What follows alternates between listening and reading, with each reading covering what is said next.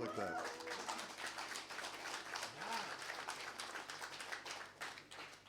Thank you. Thanks for coming out. Greg Koch here. And I'm playing a Koch amplifier. Funny how that works out. Huh? See what I did there? Pretty crazy. So this particular amplifier, we started working on, I don't know, I think we started talking about this a year ago or so. And what you were just hearing was the clean channel of the amp. Basically what I wanted was a combination of all the things I've enjoyed playing over the years. And this amp kind of has a little bit of everything. And you can use it a bunch of different ways. Right now I have it on the full power mode, which is 50 watts. It also goes 25 watts. And the clean channel, real simple. You got a drive, a volume, treble, bass, and mid. And then there's a master volume that affects both channels. So, and that's a feature I really loved about the Koch amps to begin with, the twin tone 3 was an amplifier that had features I really liked. I liked to be able to have a clean sound with the boost, but also be able to just mess around with just making it a little bit warmer than having an overall master volume.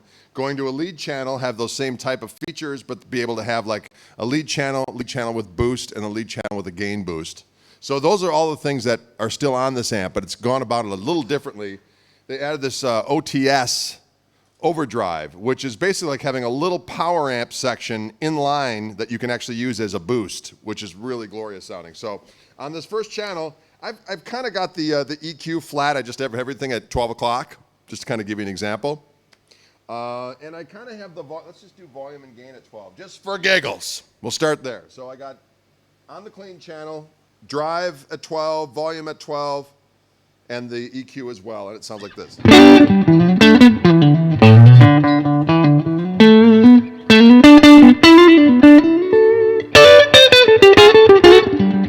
I also have the master just about 1 o'clock. It's nice and clean.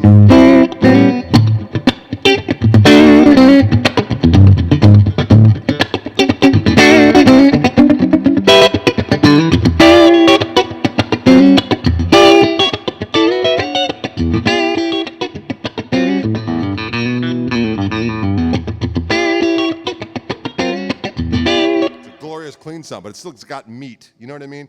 I like when you play a Telecaster that it has meat, but it doesn't have the blizzard of nails. You know what I mean? That it's scratching your cranium and in a way that's unpleasant. Some people are into pain, but I personally am not, as you know of. Anyway, so you get the idea. It's this nice, it's clean sound with just a little bit of warmth around the edges.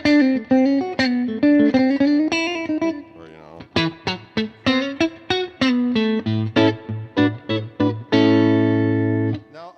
Hit on this OTS unit, which is something that's going to be foot switchable. It's going to have a 5. This is the prototype, by the way. It's the next iteration of the prototype. Pretty much how it's going to be. But with the foot switch, we're going to have 5 buttons. So I'll be able to turn this OTS circuit on and off. So here again, just the clean sound by itself. I'm going to hit this.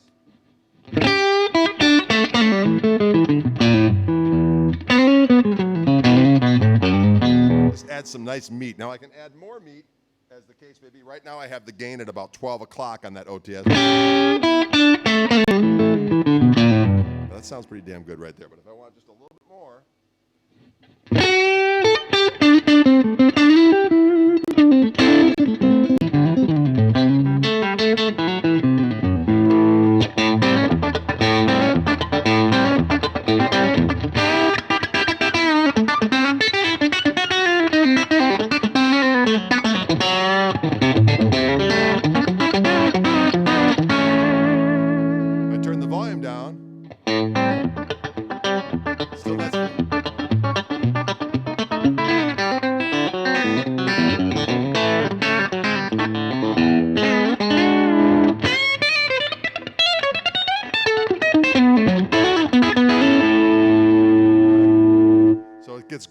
So that channel alone is kind of worth the price of admission right there to me. So you can get, as I said, that's going to be foot switchable. So it's almost like having a clean channel with a tube screamer attached, but it's better than a tube screamer because it's not all nasally. You know what I mean? Tube screamers, it's like you have to have the amp up pretty loud in order for that tube screamer to sound good. And this one just sounds glorious right from the get-go. So again, let's go between the two. So here it is, just the clean sound. Hit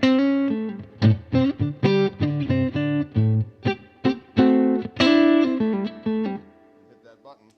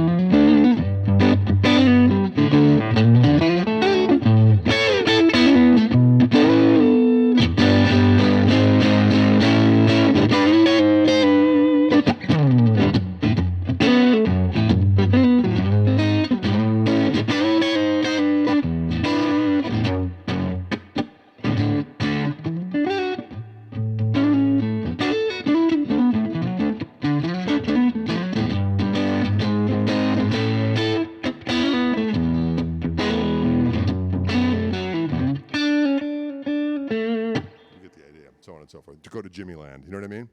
But that's a glorious sound. I could play that forever and be all right. But wait, there's more. So I'm going to turn the OTS off, and you can hear the nice reverb on here. The Koch amps in general have great reverb. I just wanted a little bit more different kind of a reverb that would be more akin to like the old Fender Tank reverbs that has 3 controls. Those 3 controls are dwell, tone, and volume. So you've got, right now I've got the dwell on about 1 o'clock, I've got the tone on about 11 o'clock, and the volume on about 11 o'clock. So it's a nice.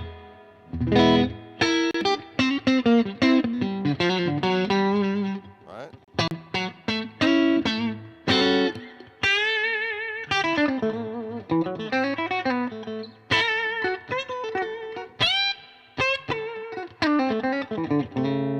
If I want a little bit more dwell, add the reverb a little bit.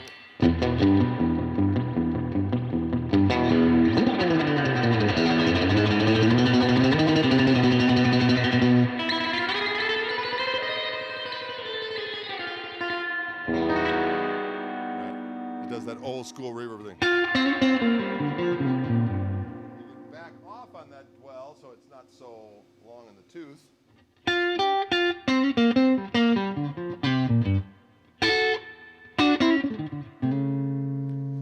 A lot of times with, like especially on some of the reissue amps with reverb on it, the reverb is like uncontrollable. You have it anywhere over 3 and it becomes almost unusable to me. I just like to be able to have the ability to be able to dial in a nice reverb that's very, very usable. But if you want to go crazy with it, you can, but you have choices. You know what I mean? Instead of like, this is your reverb and that's it. You know what I mean? So this gives you more choice with the reverb to go old school or just have a little bit.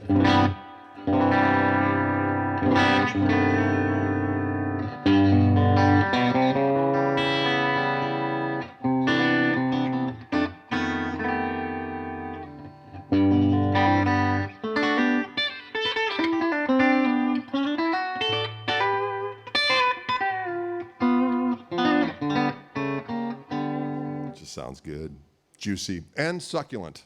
That's in the brochure, I believe. We believe we use both the words juicy and succulent, which is important.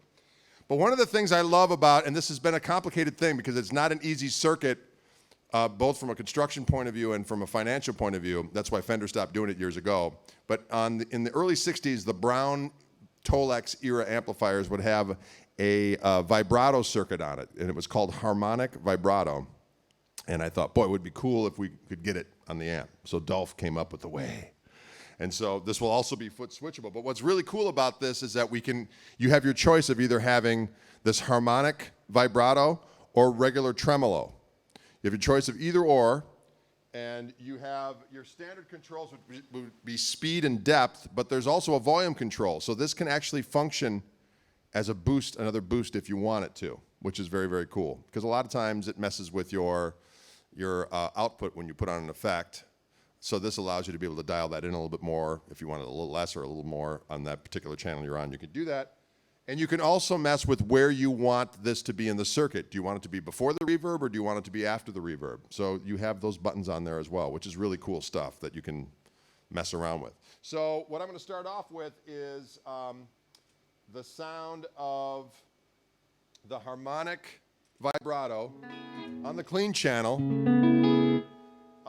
And I have it's going right now reverb and then harmonic vibrato. So that's what this sounds like right here.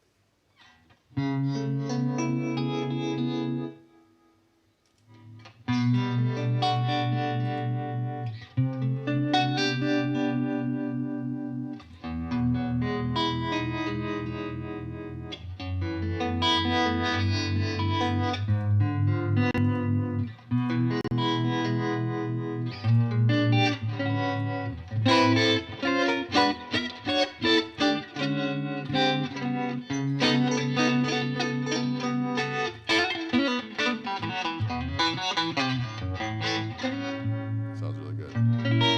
All right. It's almost got a univibe sound to it. That's why I love it. So I love to use that thing all the time. Let's hear what it sounds like with the tremolo. So I can switch it from being that to this here.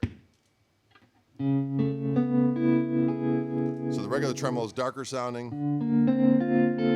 and it's more of a yeah instead of a oh yo.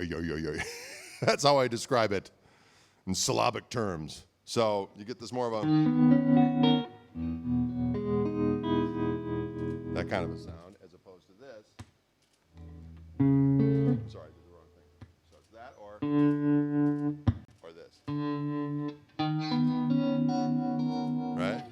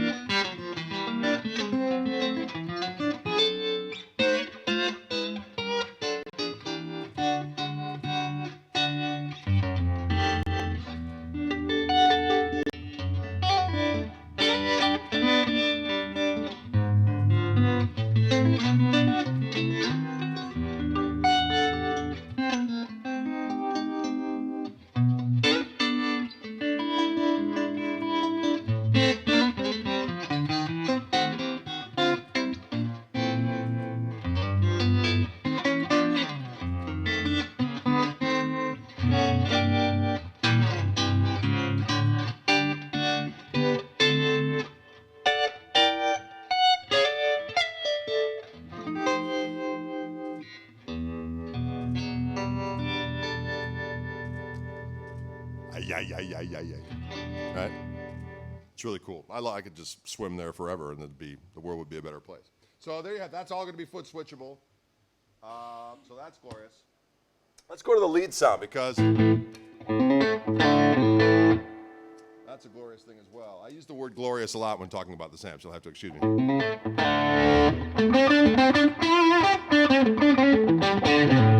So I've got the EQ pretty flat on this. I got the gain at about 3 o'clock and the volume at about noon.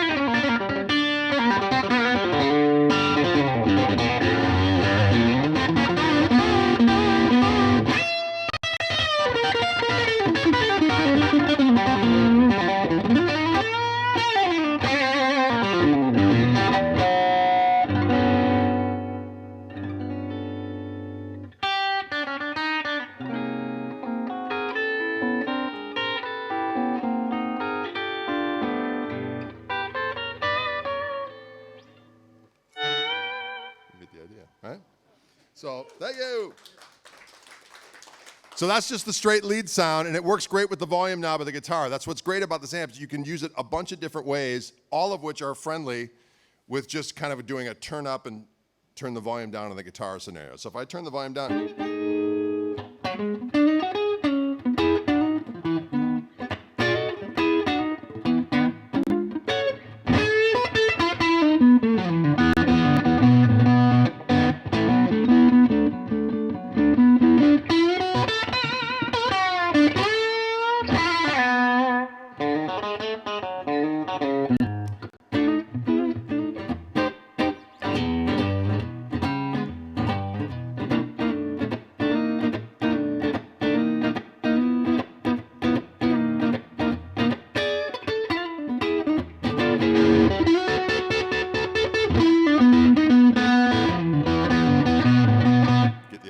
in your grimy little hands, and go from filth to cleanliness in one fell swoop with just a little tweak of what I like to call the old school channel switcher, your pinky on your right hand.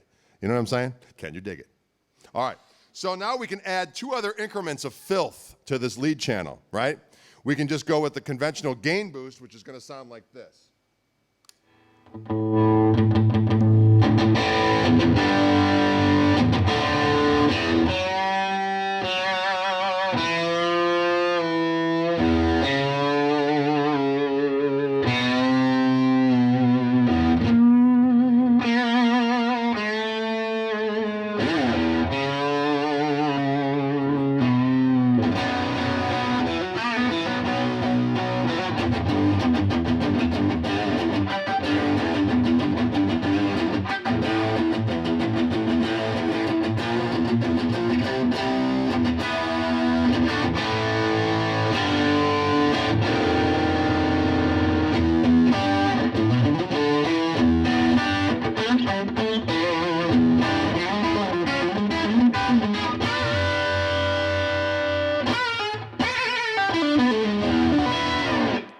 That sounds savage right there. Savagery incarnate, okay? So I can either go for my lead channel, like so, I'm cruising along. And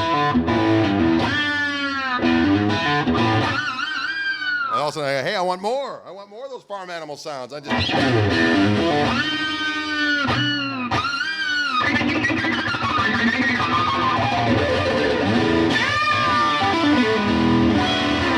it's right there at your beck and call. Farm animals await.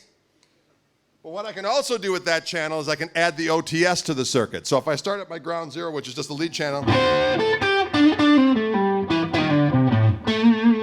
I add the OTS, it almost makes it sound more like a fuzz.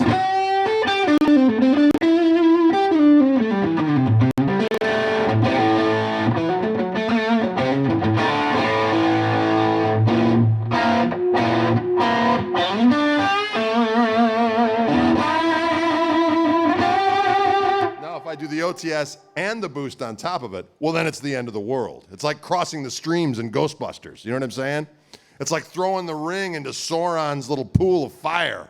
It's going to end it all.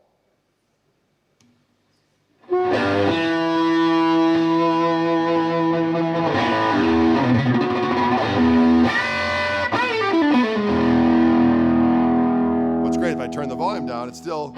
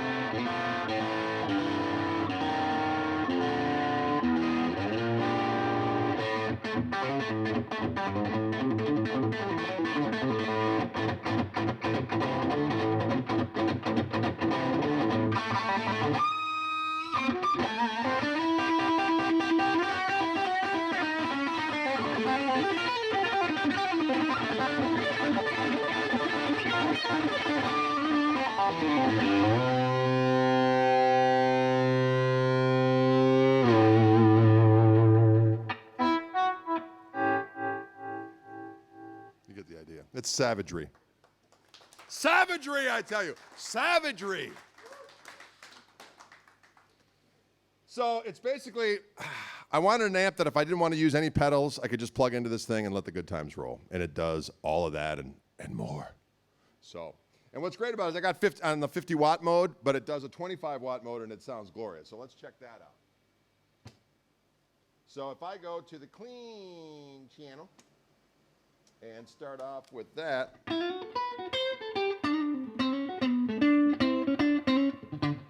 Sounds glorious.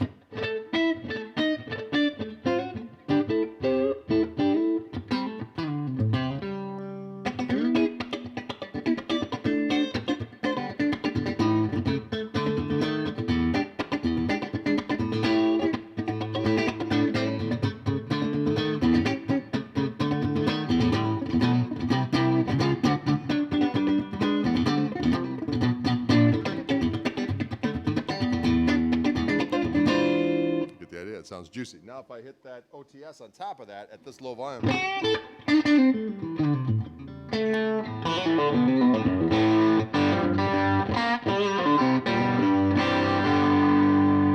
That's just super juicy. And that's on the 25 watt mode. Now if I go to the lead channel there, it's going to sound like this.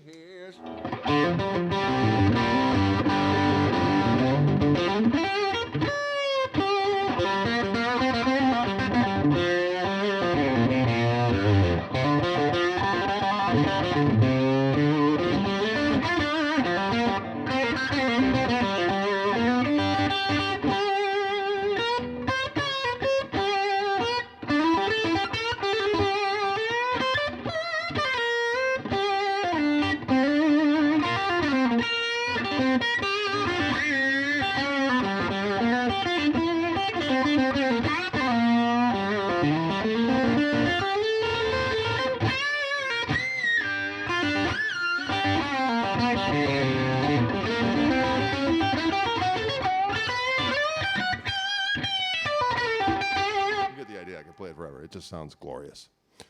So that's the lead channel in the 25 watt mode. So you can see it's like every which way from Tuesday, it sounds good, right? And it's got 210s. I always like 210 amps. I've loved Vibroluxes for years. There's something about 210s, and the way that this cabinet is constructed, the way that the baffle is made even adds more low end to the 10s. So a lot of the, I mean, I'm a big fan of 210s, as I said, because it keeps the low end tighter. It doesn't get as woofy. But the way that this cabinet is constructed, it even gives those 210s even more of a bass presence because they're actually, the baffle is actually glued into the actual structure of the cabinet itself, so it gives it more girth. And it's a birch cabinet. The speakers are Celestians, and it functions on. Oh no, I didn't say Celestians. I meant Jensen's. Well, I don't know why I said that. I was seeing Jensen's in my brain, but I said, that's the power of jet lag, ladies and gentlemen. Which I've used Jensen's for years anyways. In my Vibroluxes, I have the new Jensen's, so that worked out good. And it runs on EL34 tubes, which is the platform that Dolph likes to function with. So it sounds glorious. So you can get, like, you know, what I love about these amps is that the clean sound gets as clean as you want it to be. You can make it just be a little bit warmer and a little bit more compressed, or you can make it be a clean sound with some hair on it and back off on the volume and run it that way, and then go to a lead sound that can just be a little bit overdriven, can be medium overdriven, or can be just ensconced in the world of filth. And then with that added OTS feature, I can make it sound like a fuzz without having to have a fuzz in the circuit. Can you dig it? And plus, it's sonic blue. You know what I'm saying? Perhaps the most glorious color of all time. Next to, of course, the faded Fiesta Red. Fiesta Red, of course, Fiesta means it's party time. You know what I'm saying? Can you dig it? All right. So there you have it. These are going to be, we're going to show them off at the NAMM show in January out in beautiful Anaheim, California. But they are going to be ready to ship in March of 2018, which will be phantasmagorical. So let me talk a little bit about these pickups on this guitar, because that's part of the equation of my activities as of late. I started working with Fishman about 4 years ago. I got a call from a buddy of mine named Richie Fliegler, who was a bigwig at Fender back in the day when I did a lot of stuff with Fender. And he said, hey, I'm working with Larry Fishman, and we're developing some electric guitar pickups. Now, I knew who Fishman was because, of course, all the great acoustic pickups and acoustic amplifiers over the years. So I knew that he had a sterling reputation in that regard. And I knew he was a good guy, too, because I had met him. But when they started talking to me about pickups, I'm not one of these guys that has changed out my pickups 1,000 times in a guitar. If I get a guitar and it sounds good to me, we're done. You know what I mean? I don't really mess around a lot with pickups, except for the fact that the idea of having a noiseless pickup in the single coil realm has been a thing that has caused me angst over the years, trying to find the right one. And it's always about compromise. You never find a noiseless pickup option that sounds as good as a regular single coil. So you just kind of resign yourself to the fact of, well, I got that one guitar that I tour with that is, I know that if I go into a room with a lot of neon and stuff, it's going to sound great. And when I go in the studio, I'll use my old stuff, you know what I mean? Or with the stuff with regular single coils. With these pickups, it's a whole different deal, and I'll explain why. So when they started talking to me about, Richie Flieger's like, you got to come out to Boston and check out these pickups. I said, I don't care about pickups, And he's like, listen, you're going to dig these. And the only reason why I ended up doing the deal is because what it ended up being was exactly what Fender years ago, when they were working with their A&R or R&D person for years, was a guy named Dan Smith. And Dan Smith was going to work with me on doing a signature guitar pickup, he along with Bill Lawrence. And they started talking to me about what I wanted. And I said, well, it's not real hard, but it seems to be impossible. But the concept is simple. I want a pickup that looks like a regular single coil and sounds like a single coil, but has no 60-cycle hum. And then in a perfect world, I'd like the ability to have some kind of an incremental bump, either by a little toggle switch or a push-pull pot, to just get a little more gain if I should need it. And that never materialized when I was because Dan Smith retired, and then Bill Lawrence didn't work for Fender anymore, and anyways, it never materialized. But that's basically what these pickups do for me. Construction-wise, they're made with, instead of having copper windings around the pole pieces, there was a guy that worked in the aerospace engineering world who was a guitar player, and they do a lot of work with these really, really thin circuit boards. And so they were able to print a coil on these little printed circuit boards, and then you stack those printed circuit boards instead of wrapping windings. And in doing so, you have a canvas that you can make it sound any way that you want. So there were some different pickup manufacturers that were introduced to this technology, but they really didn't have the brain power to kind of bring it to market in the way that it would sound halfway decent, because that technology all by itself is just kind of a blank canvas. Doesn't make much noise. It's just kind of blah sounding, right? But if you put a preamp with it, you can make it sound any way that you want, and the way that it's constructed, because you're not dependent on what supply of whatever substance you're winding it around, and you don't have to worry about a certain individual, on a certain machine at a certain time of day after they just ate a certain meal, you know what I mean, and have like Greek food on there. Oh, she wound it at 3 o'clock on a Friday after lunch, and she had a liquid lunch too, so she was a little buzzed. So we think there was a few extra windings. There's all this mythology about pickups. So these pickups kind of take away the mythology, because every set is going to sound exactly the same, because the way the technology is, the coil is always going to be the same. So then there was the idea of, well, how do you make it sound the way that you want to sound? Well, Fishman, because they're out in Boston, so they have a lot of MIT talent there. Larry Fishman himself is an engineer. So they came up with a software that could examine the algorithms of pickups. And they could put it out on a chart and say, we like these frequencies, here are the frequencies we don't like. We can actually sculpt the sound the way that we want to, and then put that into a preamp, and it's an analog circuit, but it's going to make those pickups be whatever you want it to be, right? So to me, I was like, yeah, whatever.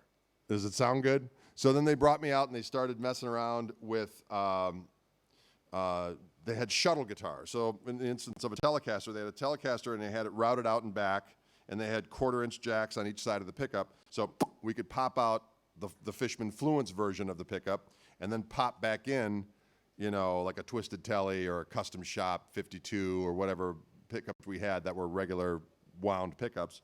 We'd pop those in. I'd hear that immediately, pop the other ones back in, so I could A/B them in real time on the same guitar, which was hugely effective because, you know, a lot of times if they're in another guitar, well, is that wood a little different? You know what I mean? You're going back and forth. So when you can actually listen to it, pop those pickups out and pop the other ones back in, it's hugely informative. So when I helped him with the Strat pickups and the humbuckers, but when we worked on my signature Telly pickups, I had complete control.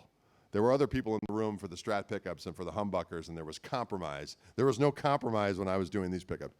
So one of the first things that we did is that we had, they initially tried kind of a stack design with the Telly pickups with the Fluence core, as they call it.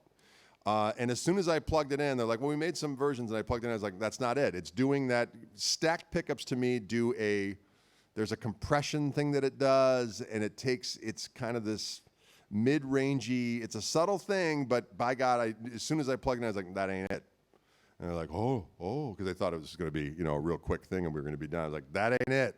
So we worked the whole day just trying to make the best possible pickup sound without even worrying about the noise canceling thing at that point. I just wanted the best sounding pickup we could. So then we got there and they were like, okay, now we have to get rid of the noise. So what we ended up doing is, the other Fluence pickups you can just buy and pop them in, and they come with the toggle switch or the tone and the volume controls. But with this particular set, it comes with everything. It comes with the pickups, it comes with the control panel, and it comes with the input jack. Because everything that goes on in this control panel is what takes away the noise and changes the voicing. And there's a lithium-ion battery in here that fuels the preamp.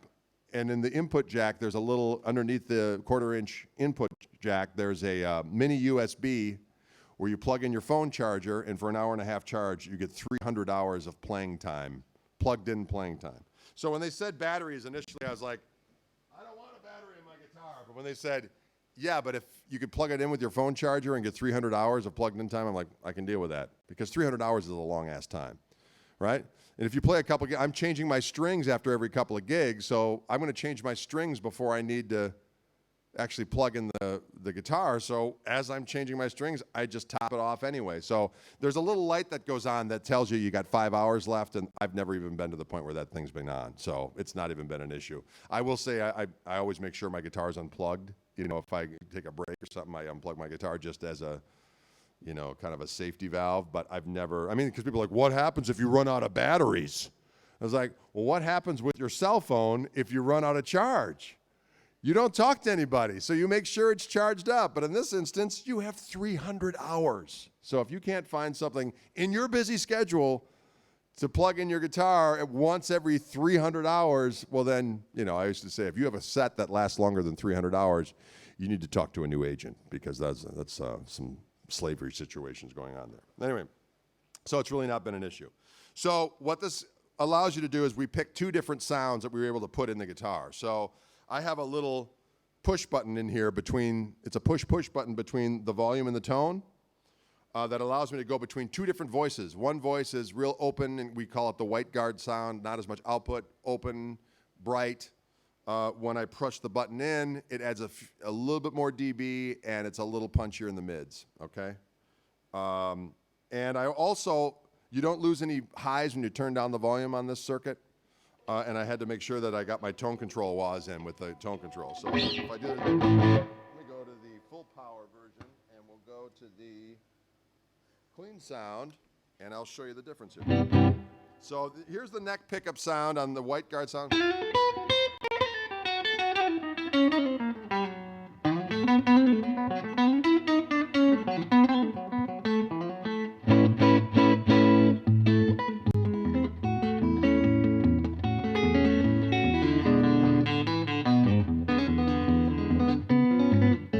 Now I'll press the button in.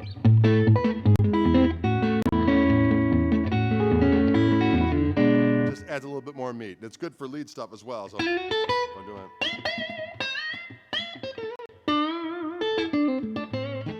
Press that button.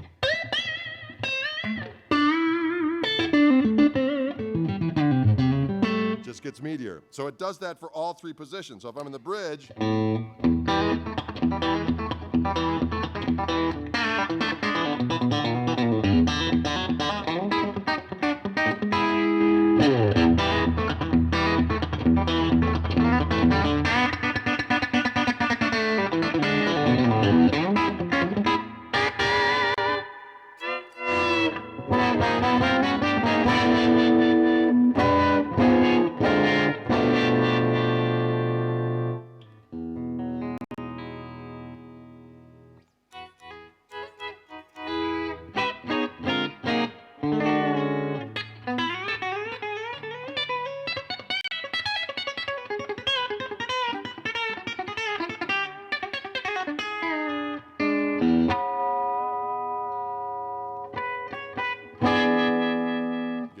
so it does all those things you want tele pickups to do, but there's no noise and you get two voices, which is glorious, right?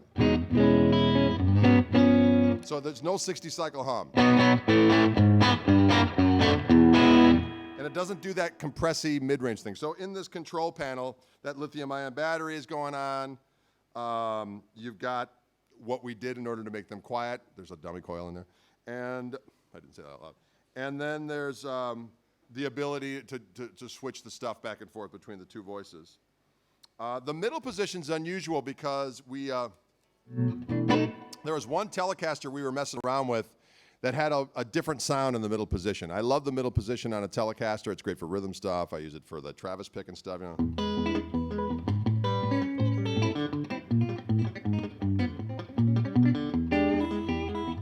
Just got that, you know, kind of almost Gretschy-like sound, right?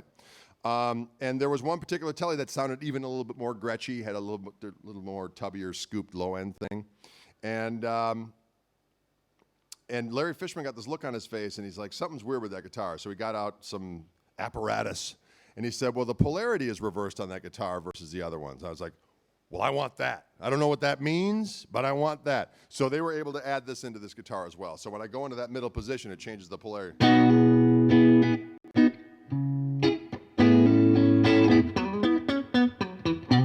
Got a little bit more of a, again with my syllable.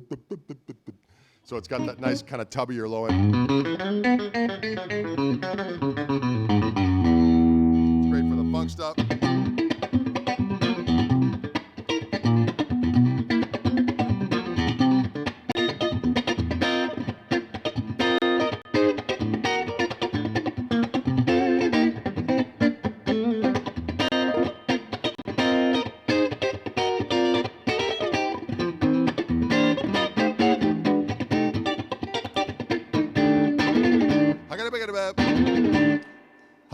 Sorry, I lose control sometimes, but you get the idea. It's a funk machine. It does everything I need it to do. So between having the control of all the different hues of the volume control where I don't lose any highs, I have an extra gain position on here, multitudinous different ways to mess around with the amp. I have every tone at my fingertips that I would ever want, or probably deserve, to be honest with you. And then having that harmonic vibrato on board, because I've messed around with a bunch of different Leslie simulators over the years, and there are some really good ones. The Neo Instruments ventilator is great. Leslie makes some great, you know, digital versions now. But this analog glorious circuit is hard to beat, man. You pop that thing on, and it just makes the world a better place. You know what I mean?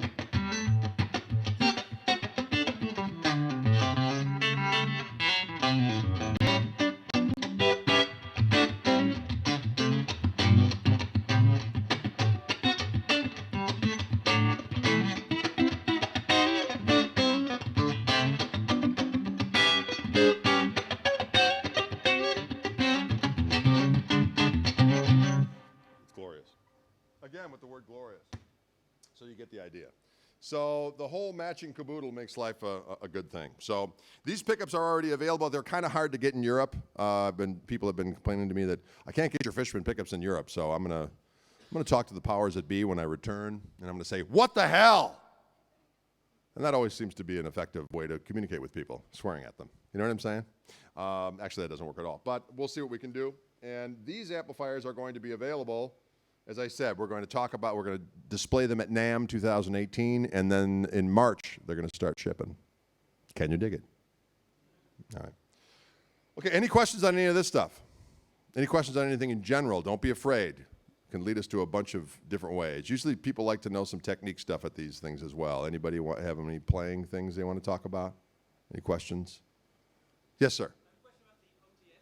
Yes. Is there like a certain EQ shape that it does? Does it cut any bass or? Well, actually, Dolph is right here. It adds, it's actually a half-watt power amp that's in the signal, okay? And the two controls that you get when it comes on is there's a drive and a volume. So I don't know EQ-wise what it does. Is there an EQ thing that it does? Okay. So,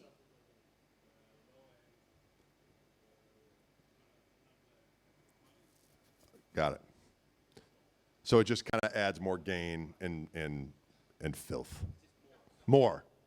It's a more switch. We're going to shorten the OTS just to more. The more control. That's longer, but you get the idea. Questions? Don't be afraid. Yes? Output tube saturation. Tattoo that on your soul.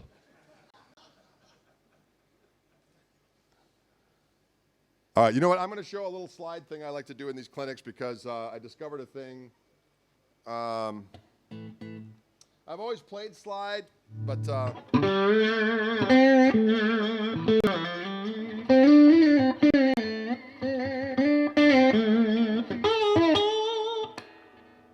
usually go on the back pedal.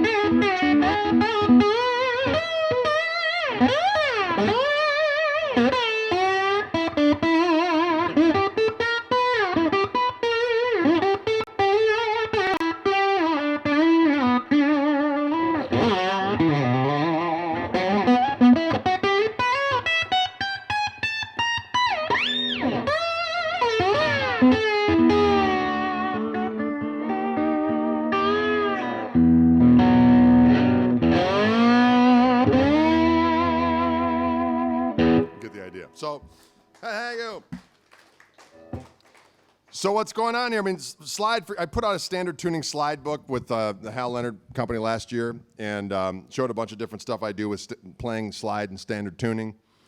And one of the things I always did was I would actually fret with the slide. I'd actually press down on the fretboard with the slide, and if I was doing like Sleepwalk or something, I might go like.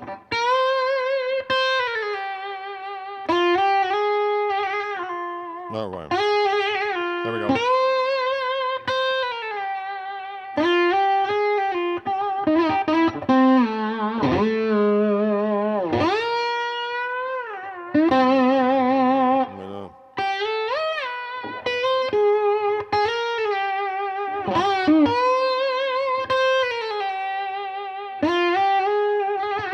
You get the idea. So when I'm actually pressing down with the slide, you can hear the frets go by. All right? Okay? But what I started to figure out was I was messing around with this Derek Truck song, and it always used to piss me off when you see him play. It's just like so effortless. He's sitting there. He looks like he's bored. He'd rather be home fishing or something. He's like, oh my God, I got to play this amazing stuff again, you know? So I started thinking, how is this even possible? Because to have that good of intonation all the time is kind of paranormal. You know what I'm saying? So I started messing around with it. And I realized that he has to be fretting with the slide. And actually, I know people that know him, and they asked him, hey, you doing that? He's like, I don't think so, but I think I'm going to start. But he's got to be doing it, because you can actually hear, when you listen to him now after you hear this, you'll go, oh, I can actually kind of hear that. Because you don't have to do it very long. You just, for a split second, press down with the slide behind the fret just to kind of spot check where you are for intonation. So I was messing around with this song as I...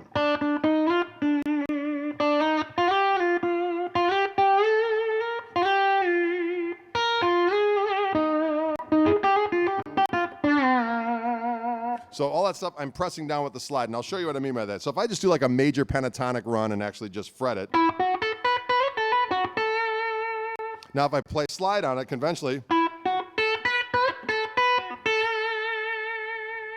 it sounds good, but if I fret with the slide, it almost sounds like it's compressed, you know what I mean? And that way I can do kind of those faster kind of...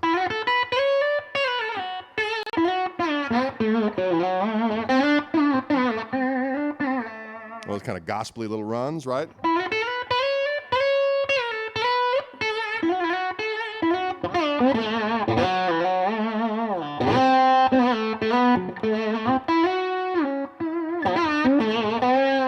So I'm kind of always constantly going between actually fretting with the slide and just playing slide conventionally.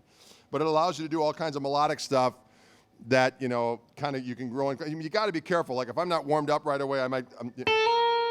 you got to be careful where you're actually landing the slide. But with very little kind of practice, you can get the...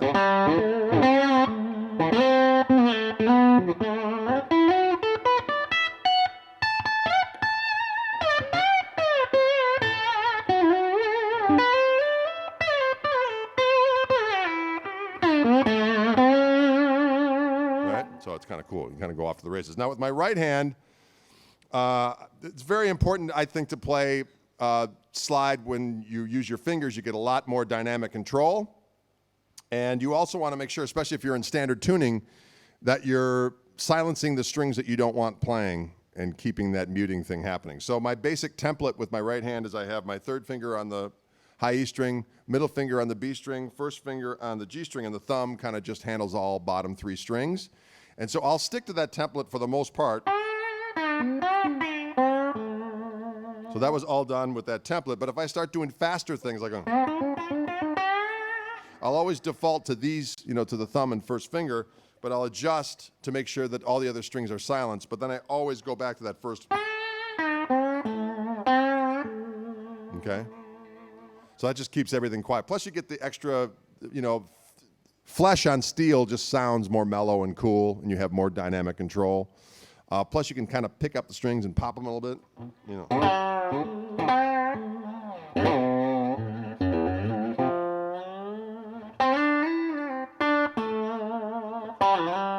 I mean, it just sounds cooler. With my left hand, I use my ring finger for the slide because Dwayne Allman did, of course. But I started off playing slide that way. And then for years, I used my pinky because I could play chord, which still works. But I find that obviously your pinky is a little wimpier than your third finger.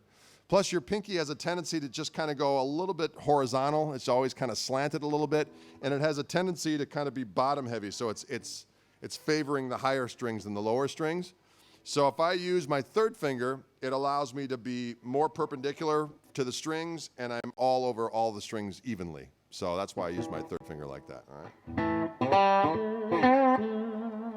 And I find that just as a little tip for playing slide, if you slide up to each note that you're going for, it just automatically gives it kind of the accent, that kind of, you know, southern swampy thing you want to give it going. So if I just do like a thing like outline, if I'm in A and I'm outlining an A chord, you know,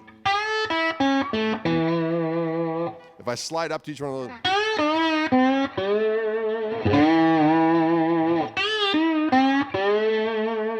by sliding up to each note, you get this thing. So if I slide up to all the notes, if I do a blues scale,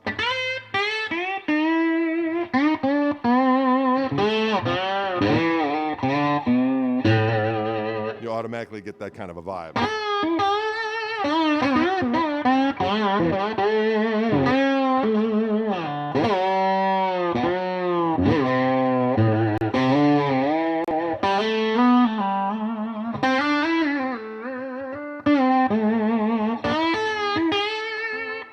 Wow. You can also do those little harmonic. Yes, sir. Do you also play behind slide, like A little bit. So he's talking about playing behind the slide. So if I want to get this interval, which is something you get when you play an open G, I got to actually pick up my slide. Like if I'll do it up here.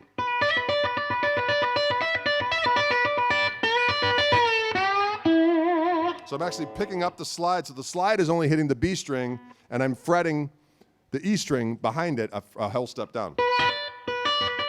And I can actually go between putting the slide on the E string and lifting it up.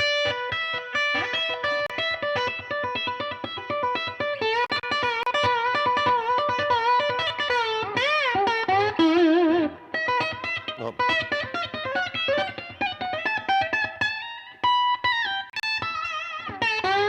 Or chordal-wise,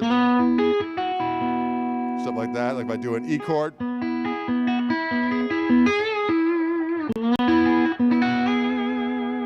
Almost like a pedal steel thing.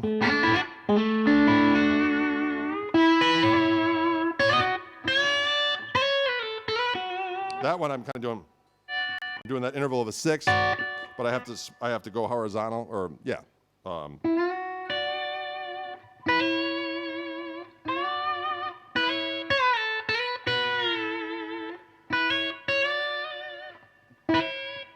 When I can do it.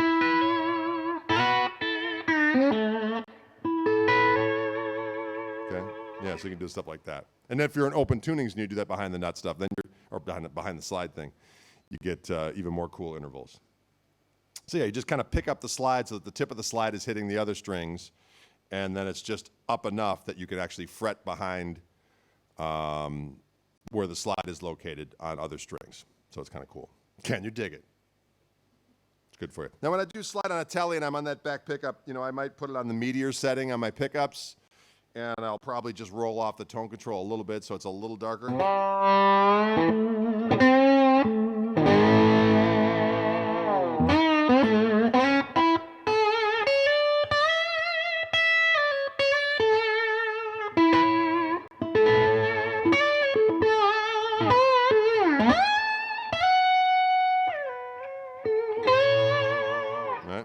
Good, clean fun right there. There's going to be a test. When I come back next time, I'm going to be doing a little jury with each one of you to make sure you've learned this correctly. And the ramifications will be extreme if you are not ready. Can you dig it? Any questions on anything? Don't be afraid. Yes, sir. do you think in strictly minor or major or something in between? For the slide stuff? The question was, do I strict major or minor when I'm doing the slide thing? Well, the great thing, of course, about blues, is it major, is it minor? Yes. You know what I mean? The answer is yes. It's kind of both.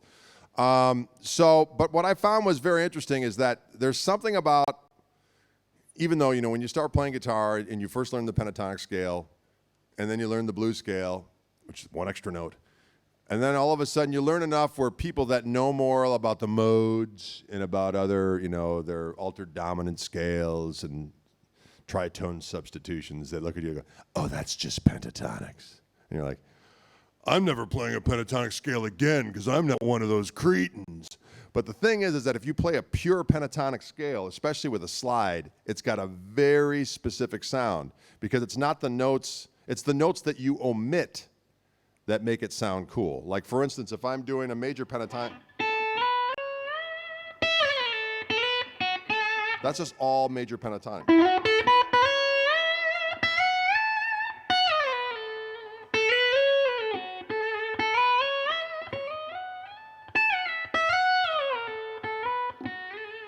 It has a very specific sound to it, and those are only the notes in the major pentatonic scale. Same thing with the minor pentatonic. No, I added one extra note in there.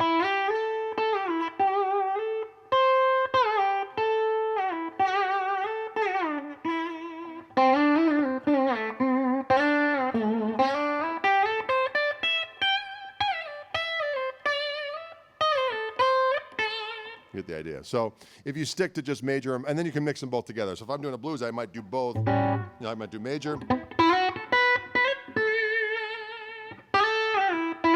minor, major, minor,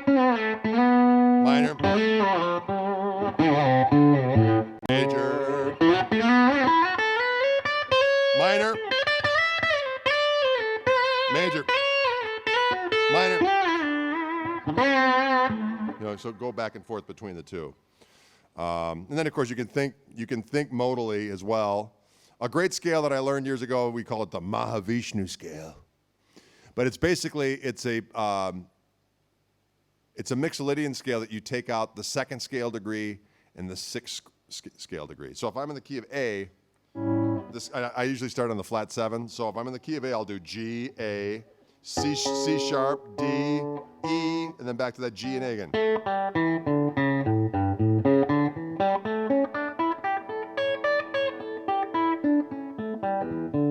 But it's got kind of a, you know,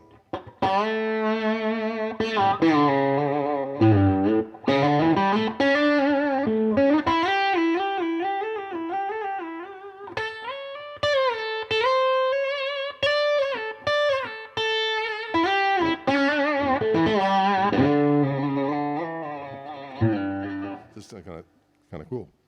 And you can also do it with just regular fretting stuff. It's great for playing over dominant 7th chords. It's also great for playing over sus chords. So if you're ever playing it like it.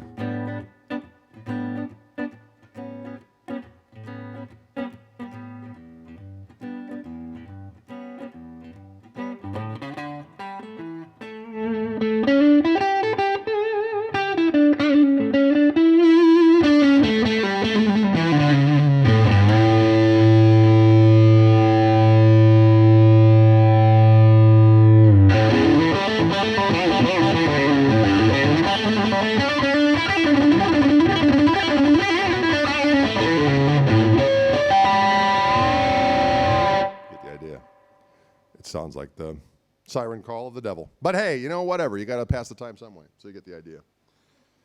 So yeah, all different kind of scales are employed at any given time. But I find that if you experiment with just pure pentatonic stuff sometimes and just play the notes of the pentatonic scale and run them in various different ways, it's very effective, no matter how much harmonic knowledge you have. Sometimes just kind of segregating things and omitting notes gives a certain vibe that is more effective than going, well, I can play more than just those 5 notes there. I can add in this one and that one, which also has its place, but there's something pure about just sticking to those simpler concepts for certain things. And then it's not so much about the harmonic content per se, but more about the phrasing and how you put those notes together. You know what I mean? Can you dig it? Well, all right. About the third. Yes. Yeah, the third? Yeah. You can do, you know, you can.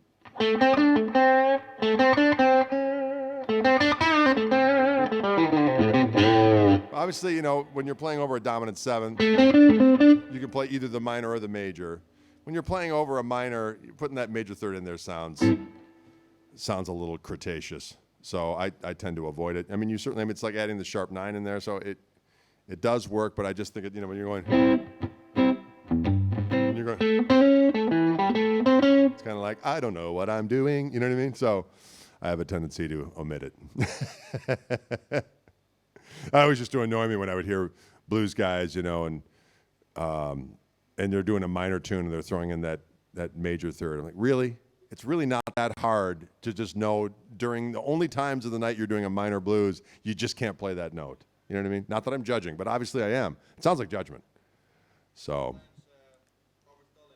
yes. Well, Albert Collins can do whatever he wants. Well, he's dead now, so he can really do whatever he wants. But his playing was always just so cool that it didn't matter. You know what I mean? Good old Albert. Yes, sir.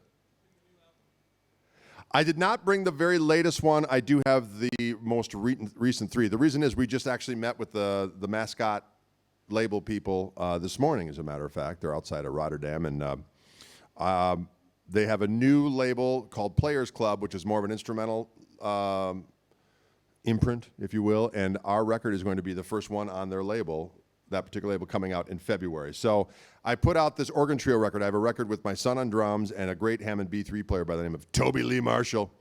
And it all kind of came together kind of unexpectedly. And we ended up recording a record like within the first 3 weeks of knowing each other. I mean, obviously I knew my son longer than 3 weeks.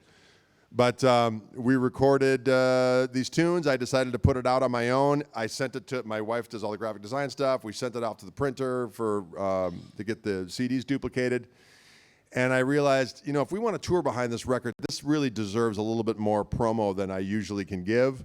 So I ended up sending it to Ed from Mascot because I knew Mascot has an unbelievable, I mean, they really have an excellent promo machine and they do a great job in developing artists and so on and so forth.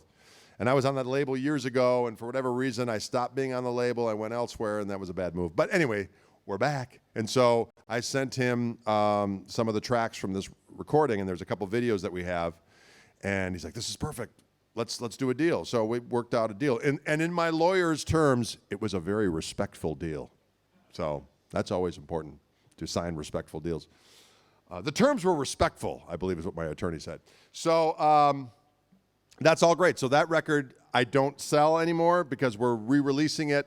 The master's been tweaked a little bit, and we added a bonus track, so it's coming out in February of 2018.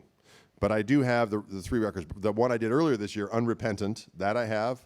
I have the Vivid Gristle Tone Controls release, and then I have Plays Well with Others, and that's the one with, you know, that had special guests on there. Everyone from Joe Bonamassa and Robin Ford and Paul Barrere from Little Feat. Any Little Feat fans in here?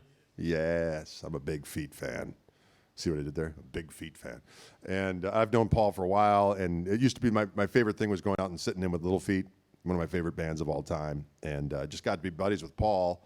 And then they had me start sitting in. So when they'd come into town, Paul would call up and say, hey, are we getting together? I'm like, yeah, I'm in town. He's like, what songs you want to play? I'm like, I want to play. So I would just name what songs I wanted to play. I like Paul's songs. So I like All That You Dream and Skin It Back. And of course, Dixie Chicken we did. And then we'd do Texas Twister. So I'd be up on stage with Little Feat playing, looking back. Hey, there's Richie Hayward. Hi, Richie. Hey, Bill Payne. You know, and just rocking out with that band was a dream come true. So I just talked to Paul the other day. We're going to be out in California. Usually when I'm out there, we just get together and hang out. Kind of cool. But then, of course, you know, you talk to the average individual and like, well, what bands have you played? Well, I've done some stuff with Little Feat. Oh, who's Little Feat? I'm like, you know, never mind. We're done here. But what are you going to do? Questions. Don't be afraid. Yes, sir. Is there a possibility you will be coming to Holland for a tour With the band. Yes, that's certainly the plan. I think, you know, with the record being released in February, it's not, you know, hopefully when I come over to tour in April, we'll get something in this area. Most likely it's supposed to be Germany and a little bit of Italy, but we're going to get all over the place now. We're in the past, I would say 10 years, it's mostly been Germany, Scandinavia, and Italy. But now that we have this deal, we're going to be getting around to places that we weren't before with the band. So I certainly expect, because the label is also from here, that we'll do some dates here. And the amp, of course, and of course the company as well. So that worked out well. So we have Dutch amplifier, Dutch record label. I like what we've done here. It's good. Questions? Don't be afraid. Yes, sir. As the playing in trio, Yes. changed anything about your approach to writing or arranging or tone and stuff like that? Absolutely. So if you didn't hear that question, it was, playing in a trio, has it affected my tone and so on and so forth? Well, I will say, obviously I've played in guitar-based drum trios forever. I would have keyboard players every now and again, but it would always go back to the the 3 piece, especially for touring, because I mean, let's face it, it's just less expensive when you have three people. But I had been playing more with a keyboard player the last few years back home. And so I was used to doing it again, but then when we started doing this thing with Toby with the B3 and him playing the bass pedals, it's kind of a whole different thing. But chordally speaking, it's been great because a lot of times what I'm doing rhythm-wise, I'm trying to imply an organ. It's someone that has that kind of organ, you know, that soul, jazz, blues, gospel thing. And so I got a guy who is also in that same mindset. So he can kind of attack all of that stuff, and I can, compositionally speaking, I'm leaning more towards that side of my catalog and writing more songs that speak to that kind of an arrangement. But I find I don't use many effects at all. I mean, I used to always use a Leslie simulator. Well, if you got a real Leslie on stage playing, you don't really need that. And so I've been sticking to, but I found I need to be louder, because in my usual guitar, bass, drums trio, I could get away with using a 35 watt amp and it would be fine. And that's more difficult with my son plays a little harder than my other drummers, and the B3 is screaming loud on stage. It's just, I mean, it's like the end of the world, but the kind of end you want to be involved in. And so I find myself needing a little bit more power with amplifier speaking. And I found that when we went into the studio, I ended up using fuzz. The first 2 tracks that we recorded were just spur of the moment. Literally the first 2 songs we ever played together at any time were recorded, and those are the first 2 tracks on the record. And I was using a Les Paul for that, kind of straight into an amp cranked. And then when we went back, I used my this telly, and I used a fuzz on almost the whole thing. So I had the fuzz on the whole time, and I would just back off on the volume control and get my clean sound. That's what I love so much about this amp. I had just got done recording that way, and then when we went over, I played the prototype last April, and I plugged that OTS circuit in with the lead channel, with the gain boost, and I was like, this sounds like a fuzz. And I can back off on the volume, and it gets clean, and I turn it back up, and it sounds like the end of the world. So this will be working just fine. I just can't wait to get it back home. But anyway, so yeah, does that answer your question? I think so, yeah. Questions, don't be afraid. Yes, sir. Yes. Well, that's a good question.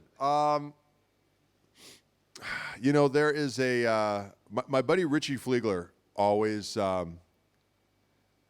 has always said, when I used to talk to him, I was like, look, I really like the sound of EL84s, but when you turn them up, they kind of do this. I said, I love the sound of Plexi Marshalls. I love EL34s, but you got to really crank them, and yada, yada, yada. And I always loved, if I had to say my favorite amp of all time would be a Plexi Marshall. If we're a 100 watt one though, and I mean, that's the greatest amp, But you turn it up and it's the end of the world. How many venues can you dime a 100 watt Marshall? That would be nowhere ever anymore. So, but what I found with Vibroluxes is that it's kind of like a Plexi with reverb at low volume. The ones I was using, the custom Vibrolux, is more like a tweed circuit with reverb. And so that's why I like those amps. When I started playing the Koch amps, that's the platform that they like to work. And my player was like, oh, this sounds great. So if it ain't broke, don't fix it. So that's the platform. But anyway, getting back to my buddy Richie Fliegler, when I used to talk to him about tubes, he would insist, he goes, listen to me when I say that it's the power stack or the tone stack of the amp that gives it its tone, and that whatever power tubes you use are irrelevant. And I've never really believed him when he said that. But there are certain manufacturers that go towards certain power tubes because that's just the way that they like to function, and that's their way of doing things. And I've always loved the L34s, although I was a Fender guy for years, so obviously I played 6L6 or their various different derivations. So when they said we're using the L34s and I heard the amp and I liked the way it sounded, I'm like, okay, we're good. We're good here. So, questions. Don't be afraid. Don't be afraid of the questions. Yes, sir. What's that? I do have a new book coming out. I did a book I work with Hal Leonard Corporation, who does, actually, I guess now they're the biggest music publisher in the world. They're also located in my hometown, which is convenient. And I've got I think this will be the 15th type. It's maybe the 1000 I am today, ladies and gentlemen. But I did a blues book for him, I did a country book, rhythm lead, and then I did a bunch of books on my own stuff. But I did these DVDs. I did these Stevie Ray Vaughan DVDs that were very successful. Unfortunately, it was a work for hire, so I got paid once, and that was the end of it. But they sold like a lot. But that was cool because that's what a lot of people first recognized me from. Is they go, "Hey, I've learned how to play Stevie Ray." I get people saying that all the time, which is weird. But so my most recent one I did was the Standard Tuning Slide book, which is a video. It's a book with transcriptions, And then there's a code inside the book that you can download the video content. This next book is going to be the same, but it is called Brave New Blues. And so my concept for the book was, I always come up with better names, but then the editor at Hal Leonard says, we can't call it that. So it would be called something a little bit more fun than Brave New Blues. But anyway, so what it is I took, I'll do paraphrases of blues players. You know, if I'm doing like an Albert Collins thing.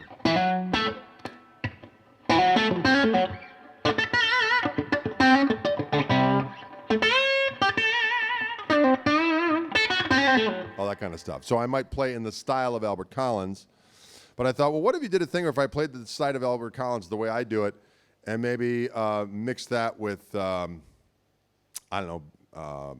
Albert King. You know, you had the two Alberts fighting it out. I might sound like somebody.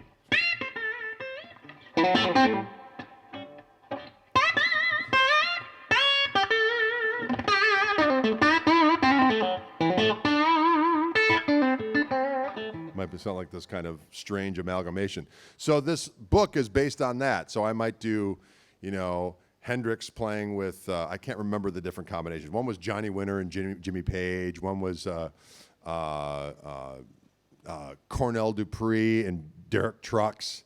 And so I go between literally going like, not like tit for tat, but I'll play a little section like one guy, and then the next section I'll play like the other guy, over a rhythm part that is transcribed, and then all the lead parts are transcribed, and then I do a video of it, and then I talk about some of the licks. So I show some of the licks, and then I do these sample improvisations, kind of playing like I'm, a multi-personality individual. And so I believe I forgot all the people I did, but I did like, Albert King, Albert Collins, T-Bone Walker, Cornell Dupree, Jimmy Page, Hendrix, Jeff Beck, Dwayne Allman, Dickie Betts, all these types of guys. So that book is coming out, should be out first part of next year. Should coincide with all the rest of this fun. Record coming out, amp coming out, new book coming out. So if the world doesn't end, 2018 should be pretty good. Unfortunately, there's a possibility of the former, which is, what are you going to do? There's always that possibility, so we can't let it stop us. The world's going to end for all of us. One day it might be, well, let's end that conversation right now. Anyway, questions? Don't be afraid. Yes, sir. Do you have any tips for jazzing up lead lines? Jazzing up lead lines. Yes. That's one of the things I do in, like a couple of those books. I'll just talk about different things like, can I ask, if anyone at the store, do you have like a little flathead screwdriver? I just realized that in my savage renderings here, I have loosened up my volume control. Yeah, so if you're a blues guy, and people say, well, I only really know the pentatonic scales or the blues scale, and I want to sound a little bit more jazzy, but I don't want to go all in, as it were. So I'll say, well, you can do a couple different things just from if you slide up and down to different notes, you can sound like you're more of a jazz guy. So if I'm doing just a minor pentatonic thing, and I slide up,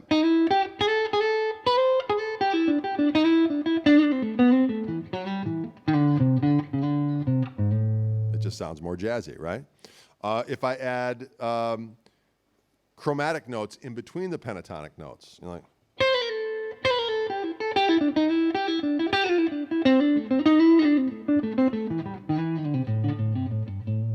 I had the blues scale in there, but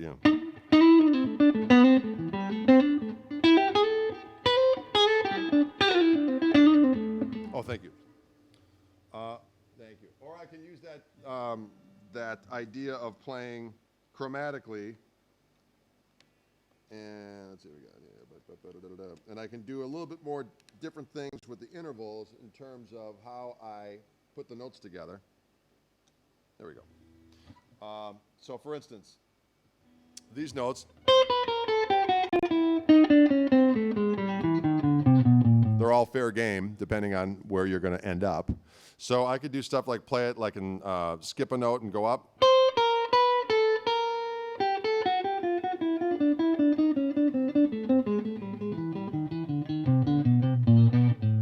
So if I'm just kind of doing like a,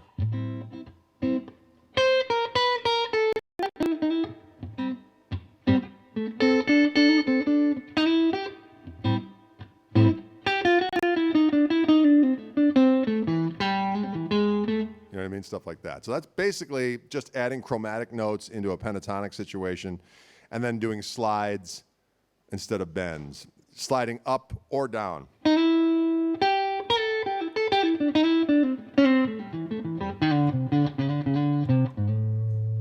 And then in terms of, like, if I'm just doing a little improvisation thing, and people are like, oh, I play the same licks over and over again. And so what I say to people is that what you play should be affected or influenced by what you just played. Not necessarily always being call and response, but it can be influenced either rhythmically, it could be melodically, it could be a technique, some kind of something. It could be triplets or whatever the case may be. So if I'm doing like just a little. Well, that sucked. Here we go.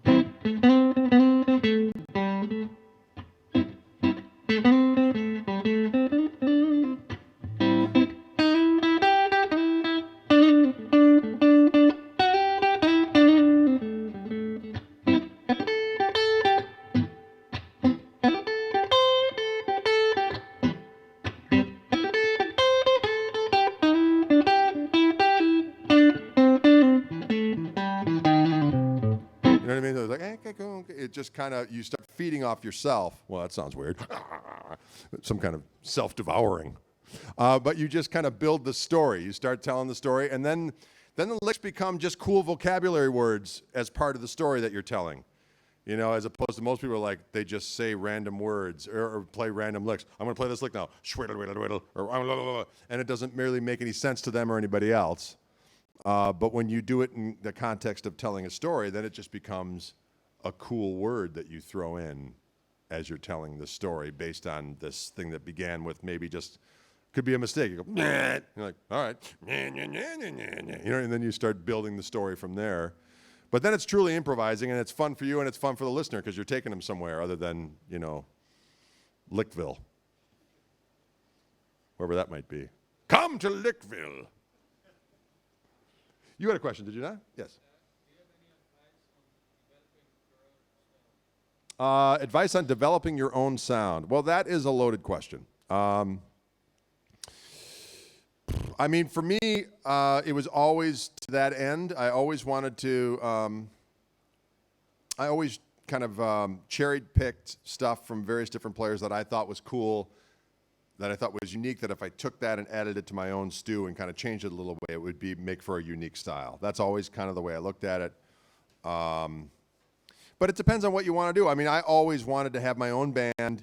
I wanted to write my own original music, and my lead playing was going to be the centerpiece of this original music, that it was going to be, melodic and have all these different aspects of style and groove and so on and so forth. But my lead was going to be my voice that people would go, oh, that's that guy. You know what I mean? But if you're an individual that's going to function as primarily a sideman or as someone that's going to play in different bands, well, then you got to be careful. You don't want to be too outside. People are like, why are you playing that weird stuff? You know what I mean? So I over the years, I've developed the ability to kind of sound like other people if I need to, but also go into a different way where, I might just do my own thing a little bit more. So it's just a matter of playing in enough environments where you're able to experiment. And now with jam tracks and stuff, you can, but then you got to record yourself and listen to it and go, oh, that's crap, or that's good. You know what I mean? Well, I was lucky when I was young. I played, I always had my own bands, and I would just book a bunch of gigs, and we'd do my own music. We'd do enough covers to kind of satiate, well, we always did different stuff with the covers, too. I never wanted to do a cover like it was done. So I would always think, well, how can I change this up a little bit? That was always my mindset. And then, of course, you'd see other bands that would do stuff right off the record, and they're, playing to huge places and so on and so forth. They're making more dough, but I never, I was always stubborn that way. So I always wanted to do more of my own thing. So the first thing you do, you're going to starve, for one. So start getting real hungry. No, but I would say, yeah, that's what I did. I don't know if that helps, but I think certainly being in situations where you can experiment as much as you can, and then record it, and then being able to critique and edit yourself. You know what I mean? So that's the best thing to do. Hope that makes sense.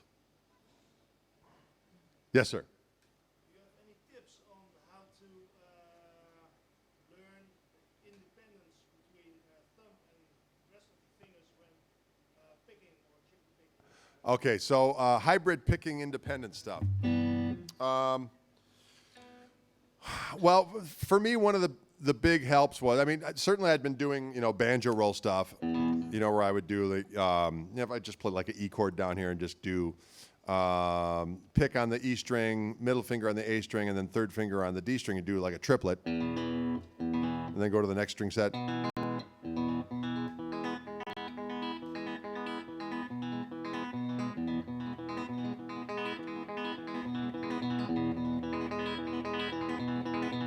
That kind of helps get the banjo roll thing going. And I would do this thing with triplets or with triads. So if I'm doing like I might throw in this lick that's, I think I got it from Danny Gatton originally, but I kind of mutated a few different ways. So I do like 3 major triads. So I do down to D, so E, E flat, D. And then I go 3 minor triads. So C sharp minor, C minor, B minor. And then I go a half step down and do 3 more major triads, B flat, A flat. And then I'm going to go G minor, F sharp minor, F minor, and back to E. So with that, I can mess around with a bunch of different right hand things. I can do like a backwards banjo roll. So I'm going to do ring finger, middle finger pick like this.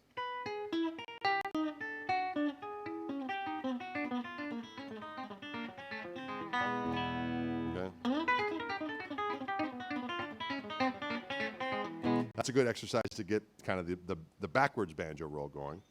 A front banjo roll and then incorporating this hammer on is kind of a cool thing. So I might do. So I do a pick, hammer on, pick again, and then banjo.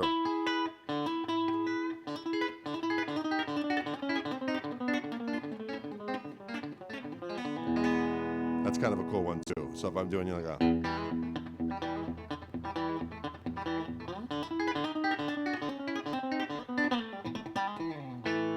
So on and so forth. Kind of fun.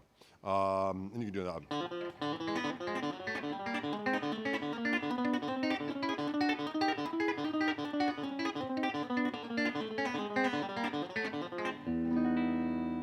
Right. Now another thing you can do is there's one that's kind of an Albert. I think Albert Lee got it from Chet Atkins. It's kind of. But I'll do it with this triad idea. So I'm going to do a pick on the D string, and then I'm going to do a double stop and pluck up with my middle finger on the G string, third finger on the B string. Okay? And then I'm going to pull off with the G string, get that G string. And then when I go to the minor versions, I'm actually going to pull off on both strings. So if I do it fast, like.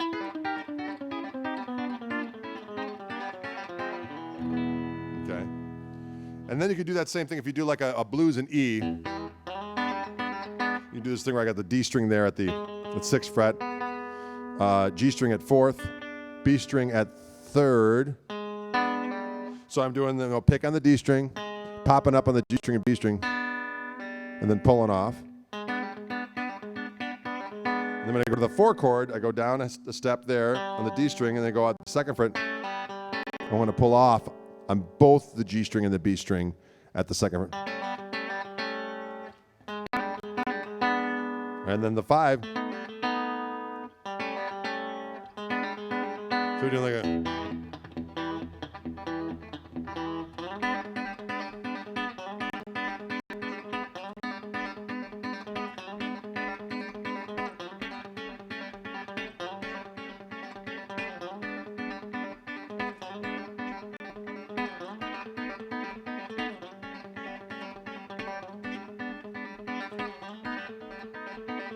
And then you can do various different versions. I can do. You just find different E chords with. So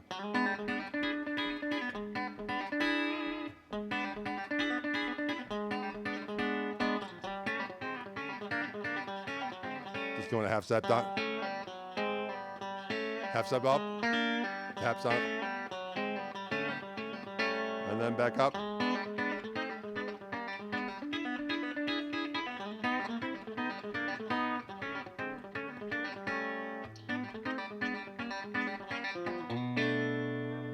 And then you can do stuff like Merle Travis will go.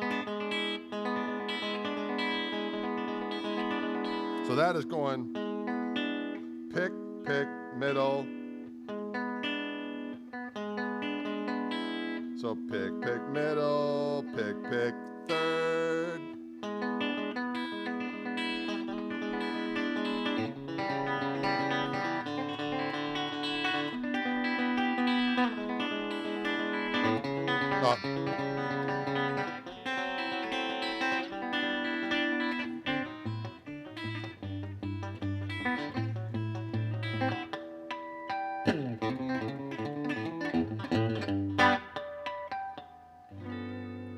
So on and so forth. But those are some exercises you can do to do all that kind of, hey, thank you.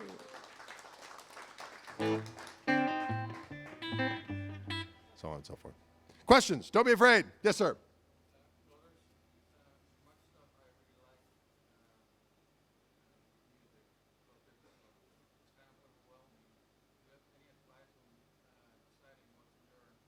I'm sorry, I didn't hear the first. Who is it we're talking about? Oh, just about music in general. Okay. Well, for instance, challenges of learning new music that seems right impossible originally when you're like, oh my God, how do you play that, right? Well, like for me, the Chet Atkins thing. You know, most of the people that I knew that played Chet Atkins, it was like a family thing. They had an uncle, Billy Bob, that knew how to play. I showed boy how to play some of that stuff. I'm like, what? There always seemed to be some familial element that these guys passed down, and that's how people learn how to play that stuff. No one in my family, first of all, Chet Atkins, there were no Chet Atkins records in my house. It was all, you know, Hendrix and Cream and Stones and the Beatles and the usual suspects. And so I started to get into that Chet stuff, but when I would hear the older stuff, it really messed me up. I was like, how the hell do you play that stuff? Because you got the bass going, chords, and melody at the same time. So actually, the first thing I learned, I sat down one day, and with my work with Hal Leonard, they had this vintage fingerstyle book of Chet Atkins, and it was a transcription. And I got it, and I was like, is this actually going to be right? And I started working through it, and it took a while. So I would take like 2 measures at a time, and I would just kind of make sure. For me, what I like to do is, if I'm learning something from a transcription, I need to memorize it as quickly as possible. So I'll take like 2 measures, make sure I'm doing it exactly right, and memorize it, and then work it up to a decent speed. It doesn't have to be full speed yet, but I'll work it up to a recognizable speed. And then I'll add a couple other measures. And then I'll work on that until I get that, until it sounds musical. And I'm like, oh my God, I'm getting it. Hey, it sounds good. And then I'll add more. And then I'll play it up to the point where I know it. And then I'll just keep on practicing that over and over again until I've got it down. And then I'll add the next couple measures. But I found that if there's something that is really perplexing to you, a style, either chordally or lead-wise, there's transcriptions of almost anything now.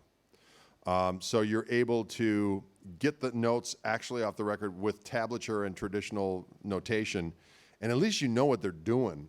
And then you can always find someone on YouTube like playing it. But there's also great software like there's something called I think Hal Leonard calls it the amazing slow downer. But they have technology now that you download this stuff, and you take an MP3 and you put it in this software, and you can slow it down to any speed, and it'll still be in tune with your guitar. Whereas back in the day, you know, people would slow down stuff, and I never slowed down stuff. I would just learn it from the record, and if it was too fast, I was like, yeah, whatever. So I just never slowed stuff down. But now, I mean, particularly there were some things over the years. I was like, yeah, I never had the discipline to slow it down, but one of those days I'd like to learn that.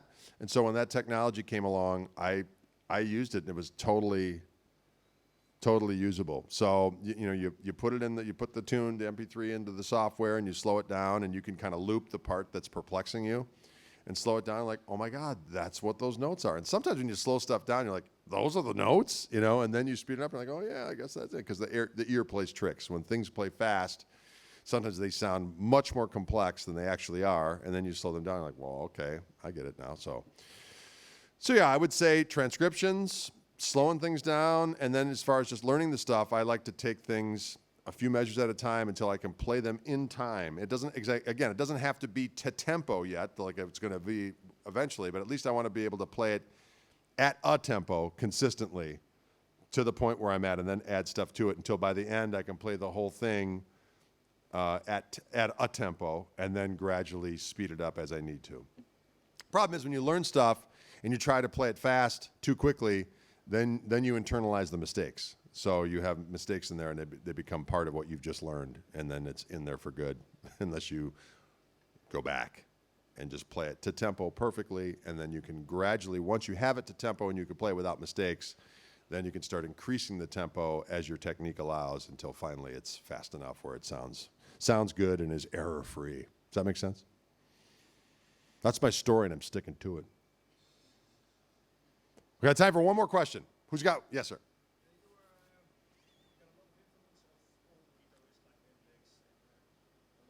Yes.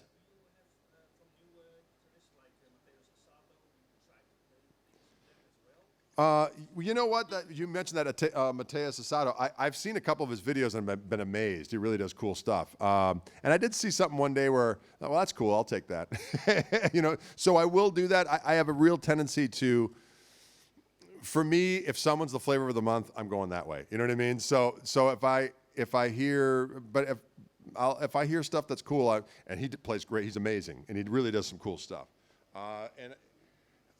So yes, if I hear something from a new person, but I still kind of do the same thing. It's like I'll cherry pick that one thing and then I'll try to change it. You know what I mean? But he plays great. Eric Gale does some great stuff. I mean, there's a million guys, but another guy, that Isaiah Sharkey, he plays really cool stuff. So I'm an equal opportunity offender. So if I hear something, but I go in phases. I'll go in phases where I'm sticking more towards tunes, or going more backwards, where I'm trying to get a certain phrasing or nuance or a tone. But every now and again, I'll go on the Lick Patrol and go on YouTube, and especially like the gospel guys do crazy stuff. Although a lot of people are getting into that now, so now of course I'll go over here somewhere and do something else. But that's just my own dysfunction. I'm not saying it's healthy behavior. I'm just saying it's what I do. Well, listen, folks, thank you so much. Any questions on the gear? For last thing about the gear. So again, this is the new, we're calling it the Greg because it's already got the same last name, right? So, and there will be different versions on down the line that we'll do, but this initial version is going to have everything on it that I described. And again, it'll be shipping in March of 2018. Please go online and join the website. We get a mailing list on there. You can go, the new band, the Koch Marshall Trio, as it's called. We have a Facebook page, and if you're added to that, we'll let you know what's going on. And that record will be coming out, and we'll be touring, so we'd like to come see you at those gigs and whatnot. And these Fishman Fluence pickups are called the Fishman Fluence Gristletone pickups for Telecaster guitar. It's a long name. Just remember Fluence and Gristle, and you'll be in the ballpark, okay? And they're available at every Fishman dealer. I'm sure they can get them here. And there you have it. So thank you so much for Koch Amplifiers for bringing me here, and Fishman was involved as well, and it's a great store. And thank you, the Bax store. And thank you all for coming out. I appreciate it. I do have some CDs for sale if you want to get some. Thank you.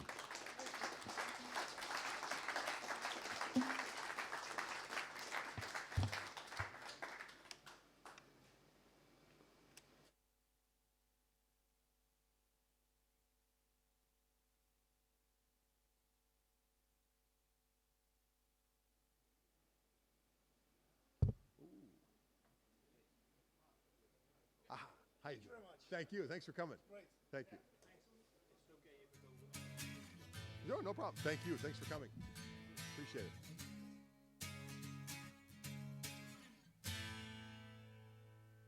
I have given, and got none. Still I'm driven by something I can't explain. It's not a cross, it is a choice. I cannot help but hear his voice. I only wish that I could listen without shame.